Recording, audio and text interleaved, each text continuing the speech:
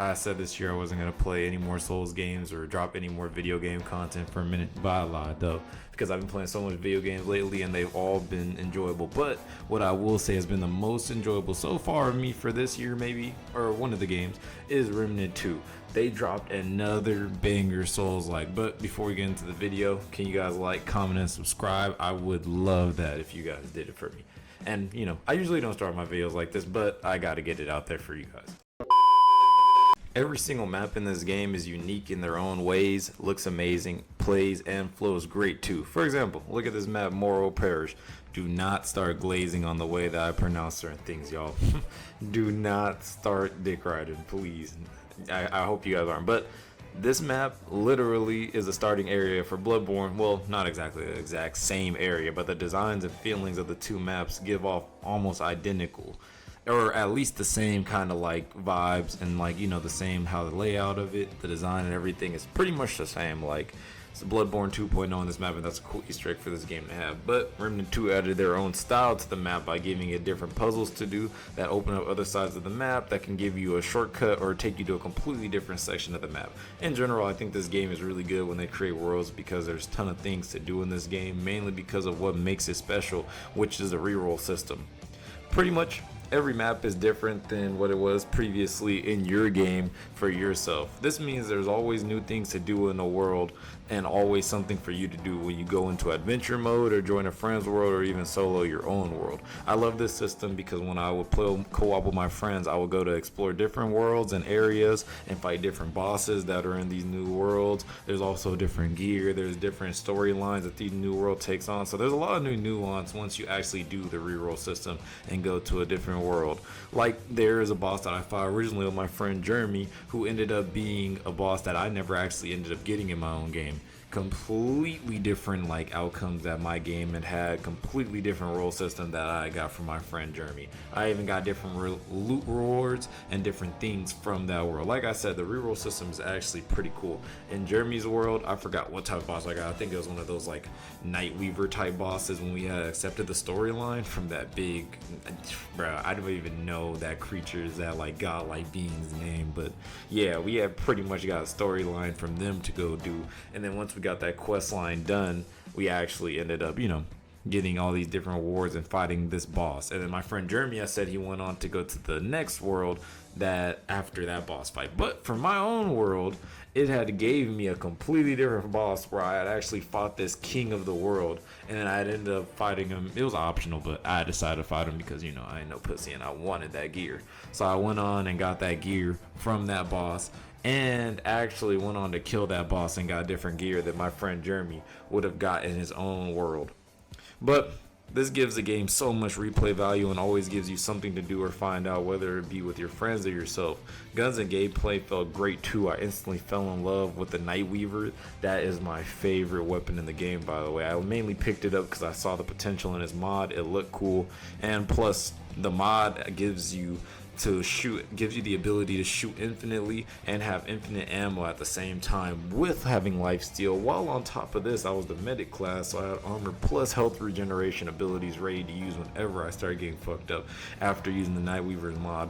Pretty much though, I stuck with this gun throughout my whole run after getting it, and I mainly stuck with the double barrel shotgun I got out of this mini fridge lock puzzle I went on YouTube and figured out how to do. And this is in the Bloodborne world that you can figure it out. Obviously, just look up a YouTube video. I found out actually that in these worlds, pretty much, you know, in certain worlds, you get a different code. Like in this world, to get that lock, you needed to talk to the lady that was next to the NPC with the webs. Once you talk to that lady and give her a bunch of dolls, she'll eventually give you that code for that mini fridge in the mansion area. But you know, usually in games it's different from game to game or world to world. Like your own world will not have the same code as someone else's. Maybe nah, in this game you have the same code, bro. Pretty much where I was getting at. My bad, I made that long, but yeah, you get the same code. You can pretty much just use the YouTuber's code that you see in that video and you're solid. Nothing else to it. But those two guns that I said, definitely two solid guns. Probably Nightweaver is like one of the best guns I heard my friend was telling me.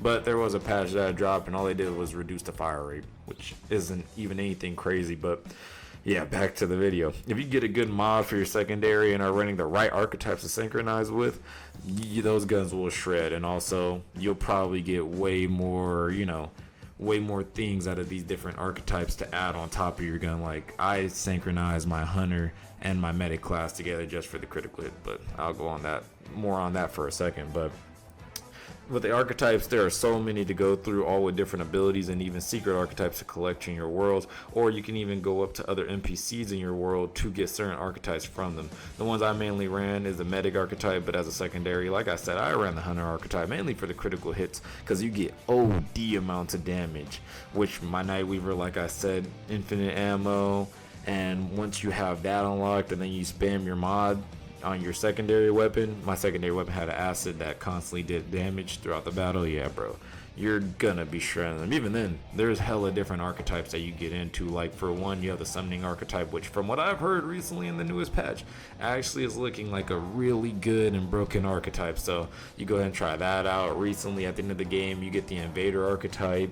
There's an alchemist archetype, I'm pretty sure is the name for it, that I got. For that one, you pretty much have to get good RNG in the Bloodborne world and then get grabbed, taken to the sewers by those big, like, monkey dog like beings, whatever you want to call those monsters. But yeah, for that stuff, pretty much have to go into there. There's definitely YouTube guys out there that you guys can look at, but where I'm getting to is that, bro, there's hella different archetypes that you get into, different ways that you can play the game aside from playing in just one way throughout the whole entire game. And you can add on secondary archetypes, which obviously give you another ability to use, but keep in mind that when you're using the secondary archetypes, you earning half XP for both archetypes at the same time. So it's pretty much your choice, but it is a pretty broken setup that you could run. Like, there's some good synchronization options.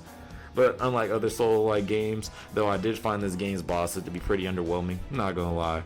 They were not that hard, mainly when I'm speaking of difficulty. More of like areas leading up to the boss fights and the actual boss of the world, cinematics, everything going into it I thought was good, but other than that, the difficulty on the boss fights were pretty underwhelming, and some of the bosses were underwhelming in themselves actually, in certain worlds though, but it just depends on what you got in your world. But you know, I'm not saying this is a takeaway to the game or anything, because it's not. It's just most of these bosses won't be memorable as other bosses that you have fought in other games, because they didn't really have that much of an impact. Most of the time, how the boss fights played out was I'll roll around a few times, wait for the boss to go through their attacks, and then wait for my time to melt them away when they show their weak points, because it's guaranteed critical hits. Like, bro, you could do some crazy amounts of damage once you get that hunter. I think it's like the hunter's like visual sweep where everything's orange, right? I forgot the exact name for it, but once you're in that mode, you could literally, all you're getting is like critical hits. I think you get like a 3% chance, which is a decent, like, you know, decent on the percentage scale. So you get a lot of critical hits, especially if you're hitting a critical area. That's like 400 like damage every hit, even more depending on what mod and what weapons you're using. But yeah, pretty much you just wait for the weak points and then get your critical hits on these bosses. Like, you could really shred some of these bosses, especially by yourself when the game isn't being upscaled by, you know, playing with your friends in these different like harder worlds.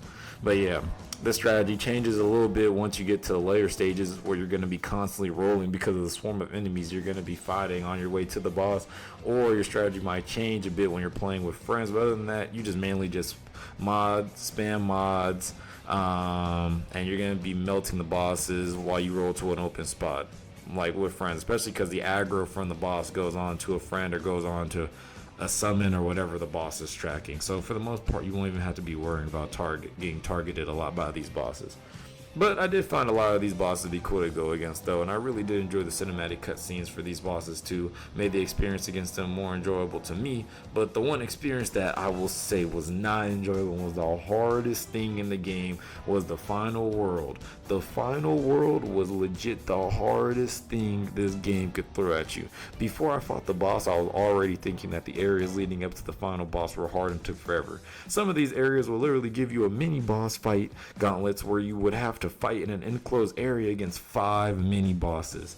That basically 3 of them would come out at you after you killed one. After you killed one, the next mini boss. And after you killed another one, the next mini boss. And after you killed another one, the next mini boss. Mind you, there was 2 of these mini boss gauntlet rush areas before you headed to the actual like second boss, or second considered to be boss of that world.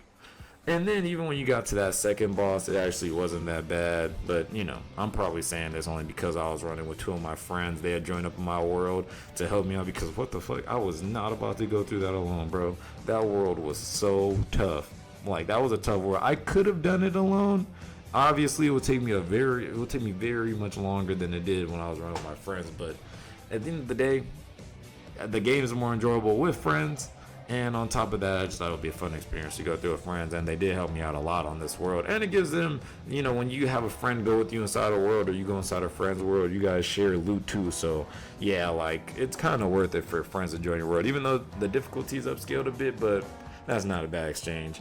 But none of these boss areas even compared to that final boss. That final boss was legit the hardest boss fight in the game. Even though this boss on the first phase didn't have a crazy moveset or anything you mainly had to worry about, the big AoE blast that will one-shot you in the constant barrage of hits that you even get touched by slightly, and then you're stuck in an infinite loop of just getting smashed by the boss as the hit frames keep going on while you're on the ground also. But that first phase does not compare the second phase. Once you make it to that second phase, this second phase has all the things from the first phase, while on top of this, it also has glitchy movements and even more attacks to worry about in this second phase. He's constantly slicing a sword with sweeping attacks under your feet you have to dodge, while at the same time firing blasts from up above your area that you have to dodge also, while having pillars fired out towards you, which you have to avoid by crouching or dodge rolling. As you can see, this is just an annoying boss fight design already. Already it's an annoying boss fight. You have constant things you have to worry about, constant things you have to dodge around. There's so many things in this boss fight that you have to get around. Then on top of this, once you make it to further in when you lower his health, the boss summons orbs. These orbs, yes, you can shoot, but if you don't get all the orbs, they are tracking and do so much damage to you. Then on top of this, while these orbs are doing so much damage to you, and actually, let's just say you dodge the orbs. You dodge all the orbs. Then the boss you proceed to hear the sound cue of an attack from the boss, which you're getting ready to dodge roll, right? But it turns out that the boss could be glitching you onto its first original boss fight area, while at the same time this is already disorienting you. So at the same time, while you heard this sound cue, another slash could come out, an AoE blast could come out, or the boss could be glitching around, baiting you into trying to get ready to dodge roll while it does another slash. Bro, that final boss is cracked. Probably one of the hardest boss fights I've ever had. Hey, shout out to you, Jeremy, for running with me. Hopefully you're watching this video, bro. Shout out to you for running that boss fight with me, because that boss fight took me forever on my own. But I can say that boss fight was one of my more favorite boss fights in the game. Probably a top boss for me, or top most annoying boss for me, honestly. But it was an experience, definitely. That final boss fight, and the game in general was an experience. I think it's an experience all you guys should go through, honestly. I recommend these games to you guys, just like, if you guys don't have anything to play right now, just to give you guys something to play. The game's like, what, I think $50 right now? Yeah, 50 I think. And plus, on top of that, it's a game to run through, gonna have great DLC, good game design, and plus on top of that, bro, there's so many other games coming out this year that this is just kind of filling that void of a good game until another good game comes out. You could be on a roll with there's 5+, probably 10 out of 10 games coming out this year. But yeah, thank you guys for, watching the video. I appreciate it. Happy that you guys are actually supporting the channel. It really means a lot to me. I'll see you guys in my next video. Probably going to be something on Street Fighter, maybe. I've been playing hella Street Fighter. But all right then. Peace out, you guys. Set Nation out.